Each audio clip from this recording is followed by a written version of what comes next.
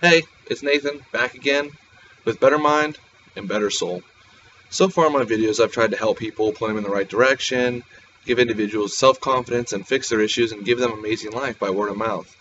I always say if you have questions, leave a comment or message me.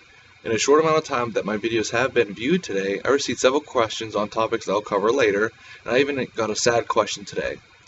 I received permission today before recording this, and I figured if allowed by anybody that has a question, I'll make my responses via video just in case anybody who's unwilling or scared to ask me a question could have the same issue that you're going through right now. So this is how it went. It said, "Dear Nathan, I cannot say enough on how compelling and how strong the messages you put in your video are. I wish somebody would have done this a long time ago. I know you said in your message, with any question or comment that you have, I hope with the question I have today it's okay, knowing that it's nowhere relevant to the videos you made so far. I was married for 4 years with the girl I thought was the one. We had our share of fights. I worked away. We hardly saw each other. I had my share of insecurities. I was trying to further my education as well. In one of your videos you hit it on the head so quickly that it started amazing, we moved fast, but lately we ended up abruptly, and still not even really knowing why. We don't talk anymore. She got a new phone number, and I tried to respect that. I basically vanished off the earth to her. Do you have any insight or positive outlooks for me? People say move on and there's plenty of fish in the sea. I don't want that. Thanks, Dave." Well, Dave, I haven't been married, but from what you're saying, I've walked in your shoes, man. So I'll try to pass along any wisdom I have. I expect you're hearing all sorts of free advice from helpful, propelly people telling you profound things like, well, you have to work at it and you can do better. You're probably thinking, yeah, thanks a lot. I know, I'd be in the same boat. I'm no scientist, but no crap.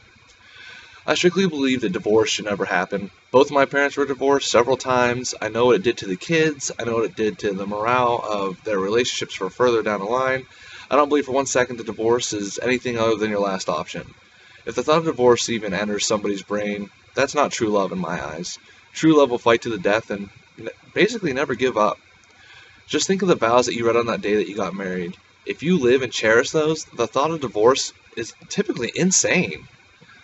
I have certainly come to the conclusion that my fiance in my last relationship has exceeded the point of no return myself. I've been there. When it comes to the people with all the free advice, I'm still pissed at the people who thought they really understood my situation better than her and I did.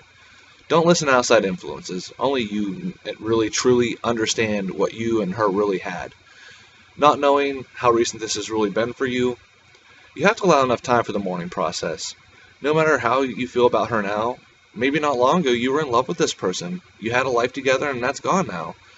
Feels a lot like somebody died. Allow yourself to have enough time to mourn through this. It's normal. I know I sure did. If getting back together isn't an option for you, I'm very, very sorry. I know that feeling. Years down the road, just remember, whether you walked away with your dignity and integrity intact. You won't remember who got the most stuff. It's just stuff. You have plenty of time to accumulate new stuff. There's a hole inside of you right now that feels like you failed at something that meant everything to you.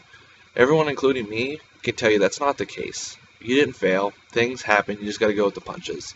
But are you really going to believe that? I'm not sure.